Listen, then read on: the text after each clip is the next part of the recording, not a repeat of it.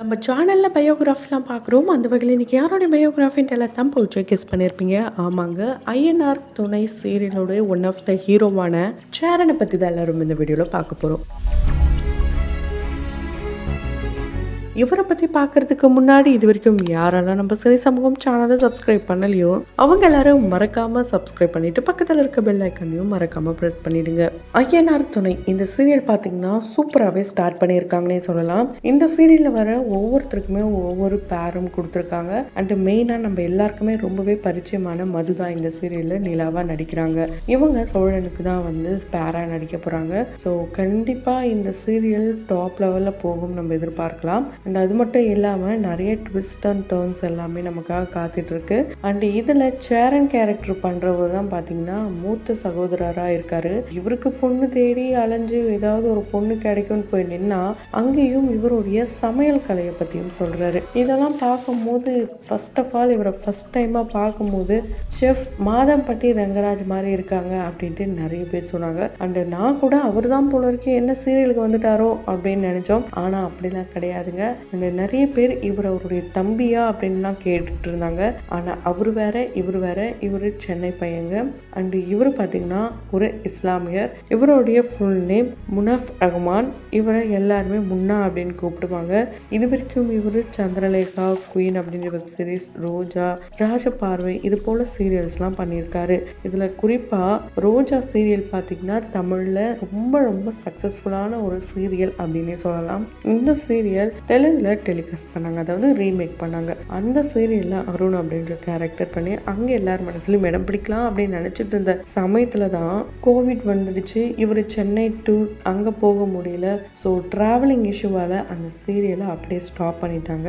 அந்த சமயத்துல தான் இவருக்கு சந்திரலேகா சீரியலுடைய வாய்ப்பும் கிடைச்சது. ஸோ அப்படி கிடைச்ச வாய்ப்பை இவர் நல்ல முறையில் பயன்படுத்திக்கிட்டாருன்னே சொல்லலாம். சூப்பராகவே நடிச்சிருப்பாரு சஞ்சீவ் அப்படின்ற கேரக்டர்ல. கண்டிப்பா இவரை யாருக்கெல்லாம் ரொம்ப பிடிக்கும் அப்படின்னு சொல்றீங்களோ அவங்க கமெண்ட் பாக்ஸ்ல மறக்காம கமெண்ட் பண்ணுங்க. அந்த சீரியல், அதாவது சன் டிவில இப்படி சீரியல் பண்ணிக்கிட்டே இருக்கும்போது இவருக்கு ராஜபார்வை அப்படின்ற சீரியல் வாய்ப்பு கிடைக்குது. அதுல ஹீரோவா நடிச்சாரு. இந்த ஹீரோவா நடிக்கும் போதே கொஞ்சம் வித்தியாசமான ரோலாவே பண்ணியிருப்பாரு. பொதுவா ஹீரோ அப்படின்னாலே இப்படி இருக்கணும் அப்படி இருக்கணும் இது போல நிறைய விஷயங்கள் பண்ணியிருப்பாங்க. ஆனா இவரு இல்லாத மாதிரி ஒரு விஷயத்தை காட்டியிருப்பாரு. அதாவது இவருக்கு பார்வை இல்லாத மாதிரி பிளைண்டா நடிச்சிருப்பாரு. இவருடைய நடிப்போட திறமையை கண்டிப்பா அந்த இடத்துல பார்த்துருக்கலாம். சூப்பராகவே ரொம்ப அழகாக நடிச்சிருப்பாரு. இந்த சீரியலில் இவர் ஆனந்த் அப்படின்ற கேரக்டர் பண்ணியிருப்பாரு. கண்டிப்பாக இந்த சீரியலில் ஆமாப்பா இவர் தான் அவர், எனக்கு ஃபர்ஸ்ட்லேயே ஒரு சந்தேகம் இருந்தது, எங்கேயோ இவரை பார்த்த மாதிரி இருந்ததே அப்படின்ட்டு யாரெல்லாம் சொல்கிறீங்களோ அவங்க கமெண்ட் பாக்ஸில் மறக்காம கமெண்ட் பண்ணுங்க. ஸோ இவர் பார்த்தீங்கன்னா ரொம்ப சக்ஸஸ்ஃபுல்லாக சீரியல்ஸ்லாம் பண்ணிட்டு வராரு. அதுக்கு முன்னாடி இவர் பார்த்தீங்கன்னா ரொம்பவே ஸ்ட்ரகிள் பண்ணியிருக்காரு. இவருக்கு சினிமாவில் போகணும் அப்படின்ட்டு சின்ன வயசுல இருந்தே ஆசை. இன்ஜினியரிங் படித்து முடிச்சு கையோட டிசிஎஸ்ல வேலையும் கிடைக்குது. கிட்டத்தட்ட 4 வருஷம் பார்த்தீங்கன்னா அங்கே வேலை பார்க்குறாரு. நல்ல பேயோட தான் வேலை பார்த்துருக்காரு. நல்ல வந்து அழகான காதல் மனைவியும் அமைஞ்சிருக்காங்க. இவங்களுடைய திருமணம் பார்த்தீங்கன்னா ரொம்பவே கோலாகலமாக நடந்திருக்கு. அண்ட் இவங்களுடைய திருமணம் ப்ரீ வெட்டிங் ஃபோட்டோ ஷூட்டாக இருக்கட்டும், போஸ்ட் வெட்டிங் ஃபோட்டோ ஷூட்டாக இருக்கட்டும், எல்லாமே சோஷியல் மீடியாவில் சமீபத்தில் தான் வைரல் ஆச்சு. ஸோ இவருக்கு மேரேஜ் ஆயிடுச்சுப்பா, அதுவே நிறைய பேருக்கு தெரிஞ்சிருக்க வாய்ப்புகள் இல்லை. ஆனால் இவரே ஒரு இன்டர்வியூவில் என்ன சொல்லியிருப்பாருன்னா, சினிமாக்காரங்களுக்கு என்னப்பா எல்லாம் ஈஸியாக எல்லாம் கிடைச்சிரும், ரொம்ப ஈஸியான வேலை தானே அப்படின்ட்டு வெளியே எல்லாரும் பேசுவாங்களாம். அதை தான் இவங்களுடைய ஒய்ஃபும் நம்பிட்டு, உனக்கு என்னப்பா நீ ஜாலியாக போயிட்டு சினிமா பண்ணுற, அண்ட் நீ போயிட்டு கேமரா முன்னாடி போயிட்டு ஜாலியாக வந்து பேசிட்டு வர, நின்றுட்டு வர, இப்படியெல்லாம் சொல்லுவாங்களாம். இதை ராஜபார்வை சீரியலோடைய ஹீரோயின் ஒரு இன்டர்வியூவில் சொல்லும் போது என் ஒய்ஃபே இதை தாம்மா சொல்கிறான், நீ வேற திரும்ப திரும்ப நம்ம வேலை ஈஸின்னு சொன்னீங்கன்னா அப்போ அவள் எப்படிமா நான் சொல்கிறத நம்புவா, நம்ம வேலையிலையும் எவ்வளோ கஷ்டங்கள் இருக்குது, அதுலேயும் நிறைய விஷயங்கள் நம்ம ஹார்ட் ஒர்க் பண்ணணும், ஹோம் ஒர்க் பண்ணணும், சில விஷயங்கள் நம்ம பண்ணாதான் ஆடியன்ஸ் கூட கனெக்ட் ஆக முடியும் அப்படின்ற விஷயத்த இவர் ஒரு இன்டர்வியூவில் சொல்லியிருக்காரு. ஸோ இவர் டிசிஎஸில் வேலை பார்க்கும்போதே இவருக்குள்ளே இருந்த ஒரு திறமையை வச்சு இவர் ஒரு டான்ஸ் ஸ்டூடியோ ஒன்று ஆரம்பிக்கிறாரு, டான்ஸ் ஸ்கூலையும் ஆரம்பிக்கிறாரு. அதுக்கு முன்னாடி இவர் மாடலிங்கும் ஸ்டார்ட் பண்ணியிருக்காரு. அந்த வகையில் 2017 ஃபேஸ் ஆஃப் சென்னை அப்படின்ற டைட்டிலையும் இவர் வின் பண்ணுறாரு. அதுக்கப்புறம் தான் இவர் தன்னைத்தானே மோட்டிவேட் பண்ணி சரி ஓகே நம்ம அடுத்தடுத்த லெவல் போகலாம் அப்படின்னு சொல்லி இவர் மாடலிங்கில் அடுத்த லெவல் போகணும் ஆசைப்படுறாரு. அந்த வகையில் 2018 மிஸ் யூனிக் 1 அப்படின்ட்டு தெலுங்கு சீரியல்லையும் இவர் நடிக்கிறாரு. ஸோ கண்டிப்பாக இவருக்கு நல்ல பெரிய வாய்ப்பு கிடைச்சதுன்னே சொல்லலாம். இது மூலயமா தான் தெலுங்கு சீரியலுடைய வாய்ப்பெலாம் கிடச்சி அடுத்தடுத்து சீரியல்லாம் நடித்தார். சீரியல் வர்றதுக்கு முன்னாடி இவர் ஒரு பெரிய சிக்கல்லையும் சிக்கியிருக்காரு. அதாவது சினிமா போகிறது கனவு அப்படின்னு முடிவு பண்ணி இவர் பார்த்தீங்கன்னா ஏமாத்துற ஒரு கம்பெனியில் தேவையில்லாமல் தெரியாமல் போய் மாட்டிக்கிறாரு.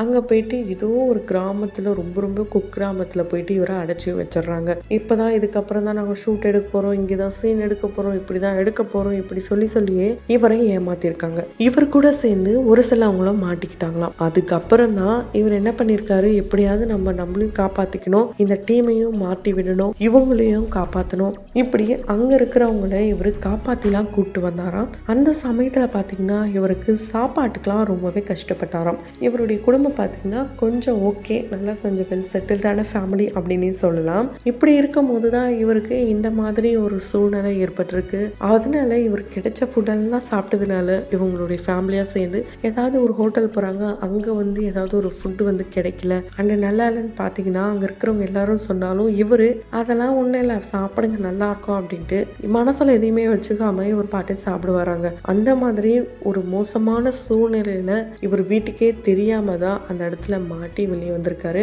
ஸோ சினிமாக்காக யாராவது ட்ரை பண்ணுறீங்கன்னா தெரியாத ஒரு கம்பெனியில் மாட்டி சிக்காதீங்க அப்படின்ற ஒரு அவேர்னஸ்க்காகவும் இதை அவர் வெளிப்படையாக சொல்லியிருக்காரு. அண்ட் அது மட்டும் இல்லாமல் இவர் ஒரு சொசைட்டியை நல்லா எல்லாத்துக்குமே முன்னாடி கொண்டு வருவார். சோஷியல் ரெஸ்பான்சிபிள் பர்சனே சொல்லலாம். ஏன் அப்படின்னா ஆன்லைனில் பார்த்தீங்கன்னா நிறைய மோசடிகள் நடக்குது. அந்த மாதிரி தான் சூதாட்டத்தை பற்றி நிறைய பிரபலங்கள் விளம்பரம் கொடுக்குறாங்க. ஆனால் இவர் கொடுக்கவே மாட்டேன் அப்படின்றத ரொம்ப ஸ்ட்ராங்காக சொல்லியிருக்காரு. அதுக்கு ஆதாரமாக இவர் அவரோட இன்ஸ்டா பேஜ்லேயே ஒரு விஷயங்களை ஷேர் பண்ணியிருக்காரு. அதாவது கேரளாவை சேர்ந்த ஒரு குடும்பமே அழிஞ்சாங்க. நியூ இயர் அன்னைக்கு எல்லாரும் செலிப்ரேட் பண்ணிட்டு இருக்க சமயத்தில் சென்னையை சேர்ந்த ஒரு குடும்பமும் அழிஞ்சாங்க. இத்தனைக்கும் பேங்க்ல வேலை செய்கிற ஒரு குடும்பம். அப்படி இருக்கும்போது சரி 10,000 தானே 20,000 தானே எங்கேயாவது போக வேண்டியதை இங்கே போடுவோம் அப்படின்னு சொல்லி பணத்தை ஆசையை ரொம்ப அழகாக தூண்டி அதுக்கப்புறம் அதுலேயே நம்மளை மாட்ட வச்சிடும். அதனால தேவையில்லாமல் ஒரு இன்ஃப்ளூயன்ஸை நம்மளே பண்ணக்கூடாது. அண்டு மக்களுக்கு நம்மளால் நல்ல உதவிகளை மட்டும்தான் செய்யணும். நம்ம ஒரு மீடியா ஃபேஸாக இருக்கோம் அப்படின்னும் போது கொஞ்சம் ஃபேமில் இருக்கோன்னா அதை நல்ல முறையில் பயன்படுத்தணும். ஸோ தவறான வழியில் மக்களை கொண்டு போகக்கூடாது.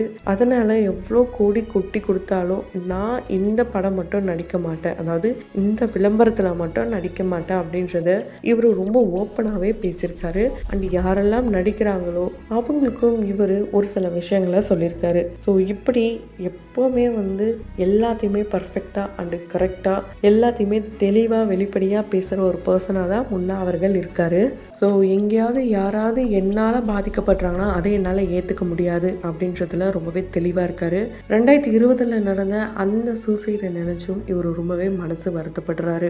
கண்டிப்பாக இவருடைய கெரியர் அடுத்த லெவலுக்கு போகும். இவர் நினச்ச மாதிரி சினிமாவில் ஒரு பெரிய ஸ்டாராக வளரணுன்ட்டு நம்மளுடைய சினி சமூகத்தின் வாயிலாக வாழ்த்துக்களை தெரிவித்துக் கொள்ளலாம். தொடர்ந்து பயோகிராஃபிலாம் பார்த்து என்ஜாய் பண்ணணும்னு நினச்சேங்க உடனே நம்ம சினி சமூகம் சேனலை சப்ஸ்கிரைப் பண்ணிவிட்டு பக்கத்தில் இருக்க பெல் ஐக்கானையும் மறக்காமல் ப்ரெஸ் பண்ணிடுங்க.